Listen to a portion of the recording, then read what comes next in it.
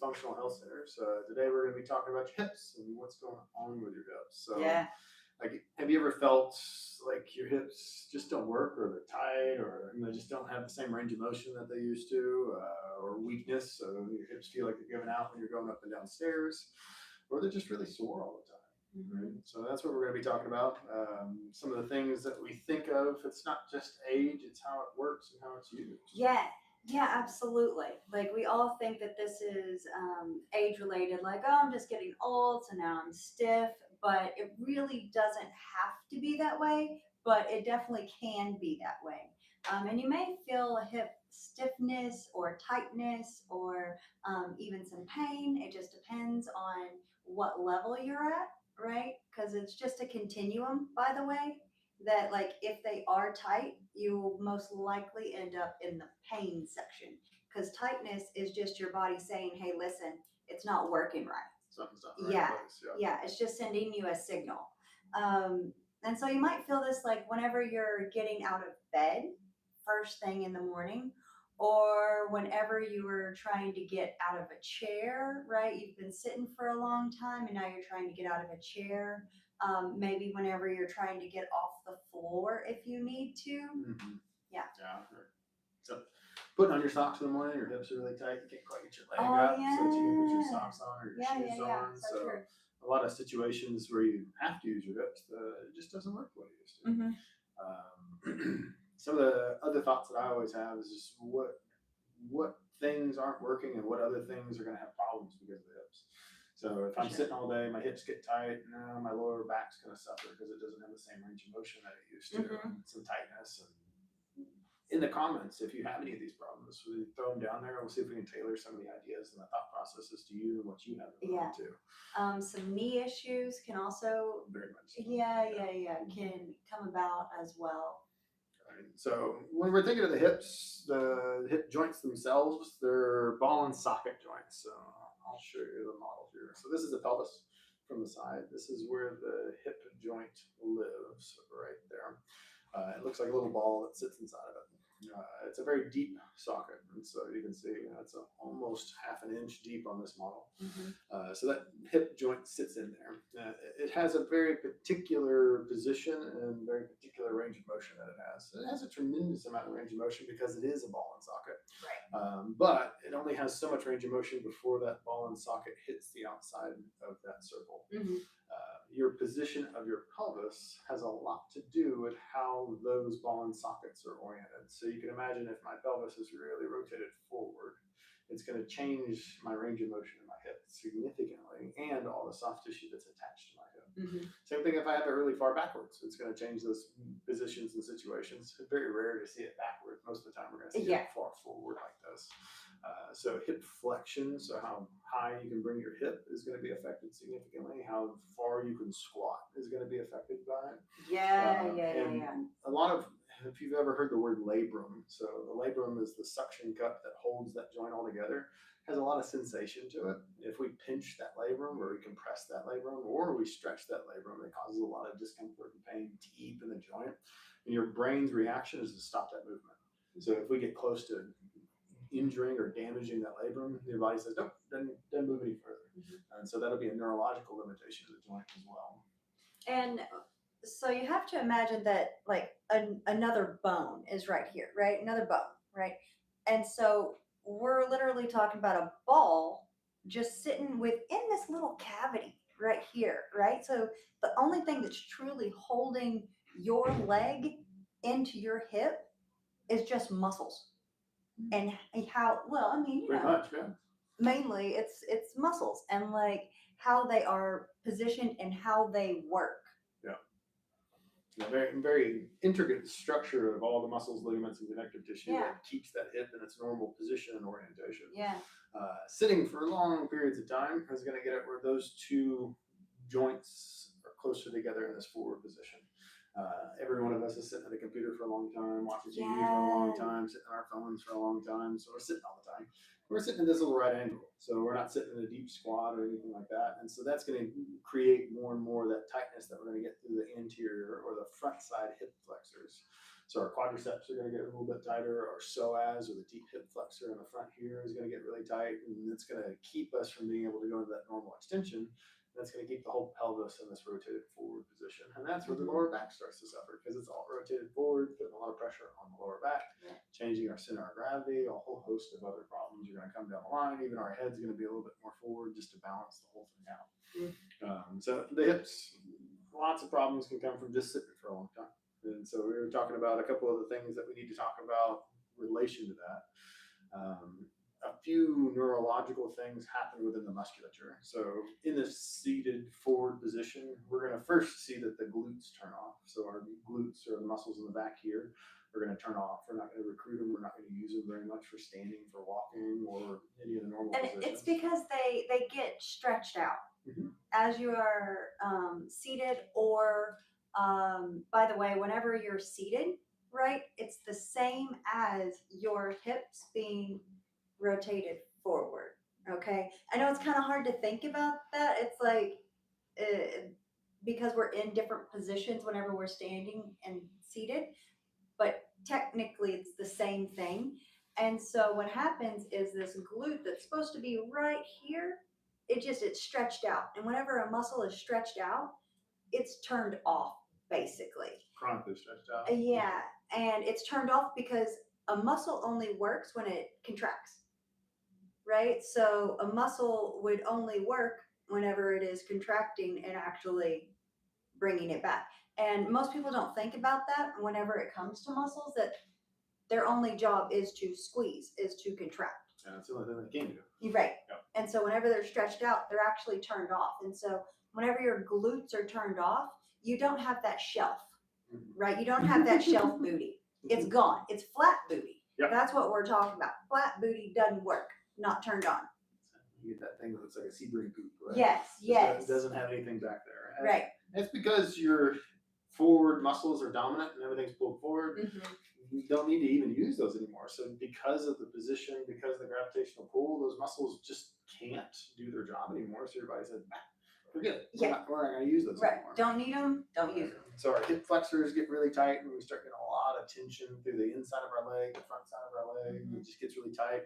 You think the worst case scenario, you get the old man that can't even stand up straight anymore. And that's exactly what I was because those going hip to say. flexors are so tight that he can't work them anymore. So he can't even get that mobility out of those. Because it's all just scar tissue together, and just doesn't have any of that range of motion. And you'll feel that whenever you are getting out of a chair, you kind of get to like a point and you're like, and then you kind of have to like work your way up to the rest of it. Yes. Yeah. That is when you know that your hips are rotated forward and your hip flexors are keeping you crunched down, and there your butt and your glutes are turned off, and therefore your hips are not in the right position to biomechanically work correctly, and most likely this is the reason you have back pain as well.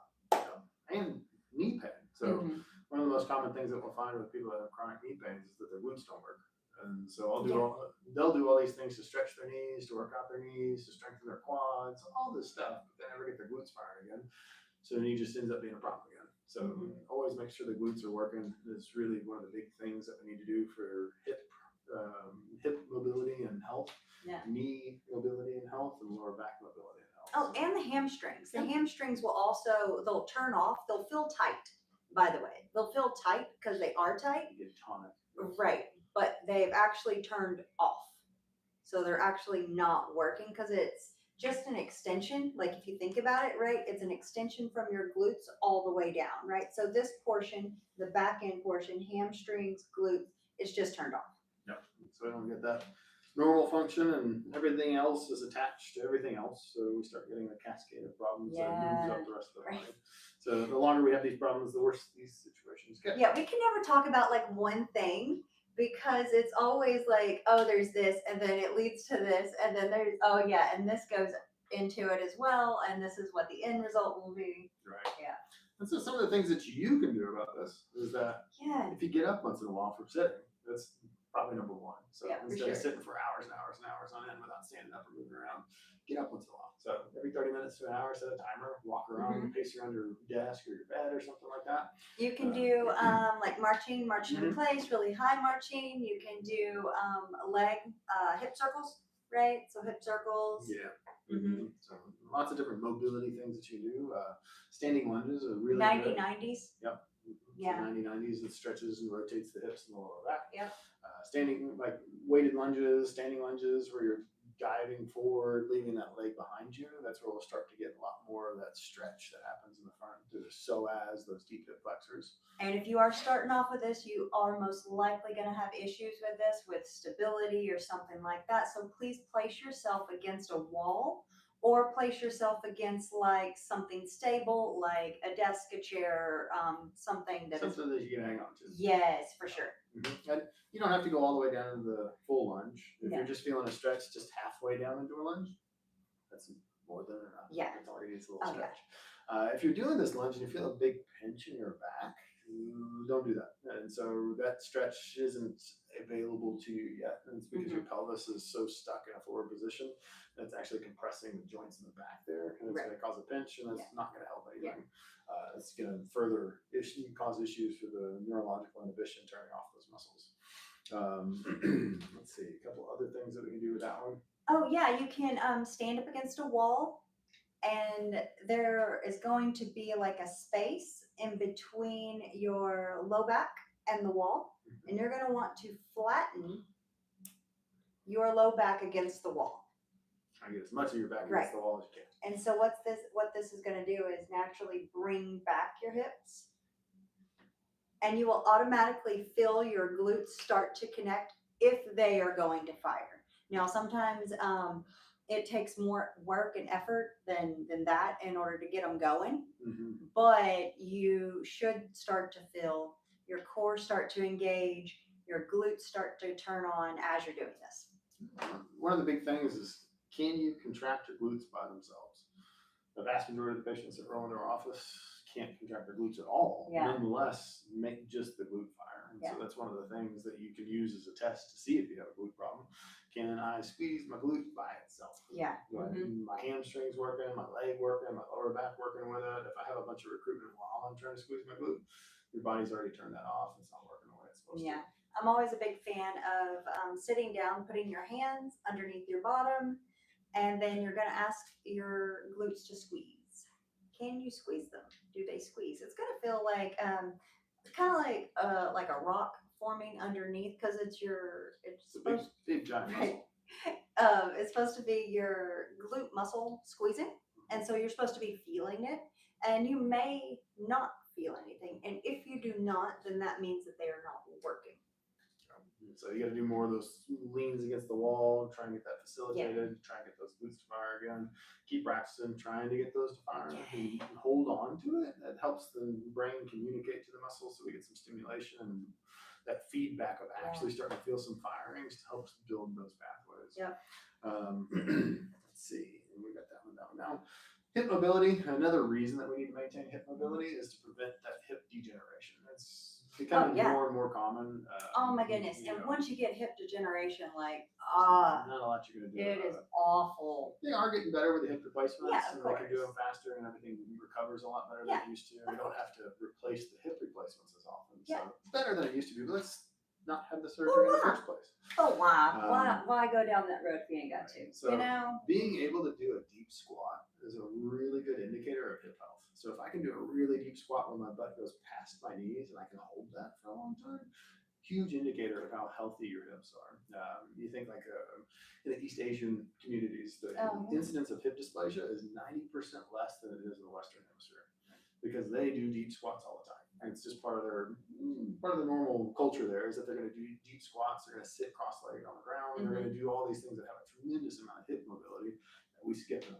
We don't even go to the bathroom with a deep squat. We're sitting on a throne. They do deep squats over there. So making sure that you can do a deep squat, practicing going a little bit deeper against a wall. So like a wall squat, going a little bit deeper, a little bit deeper, a little bit deeper every day. That's going to make a big difference in your range of motion of your hips as well. Also, you can use like different levels, right? So you can start off just by squatting onto your bed, right? Because usually the beds are a little bit higher than other things. And you want this to be gradual. Because usually what we do is we kind of get our butt hovering over something and we just kind of flop it down. Just Right. slam down. Yeah. But that is not what we want to do. So we want to go slow and easy, gradually touch it, come back up, and that's what we want to work with. And as you get comfortable with that, you have no issues. Then you can move down to lower chairs, different stools. You can work your way down slowly in all reality, If you keep if this is a concern issue. if you keep your posture really upright, you'll feel that your glutes do more of the work. Mm-hmm. So instead of leaning forward to get up out of the chair, out of that squat, being able to sit down and straighten back Yeah. up, that's a huge thing. So a lot of people, I could do a squat, but they're bent Oh, completely yeah. at a 90 in the middle. We're not using any of the right stuff or the right muscles to make that happen. And this will lead into like people going to the gym, right?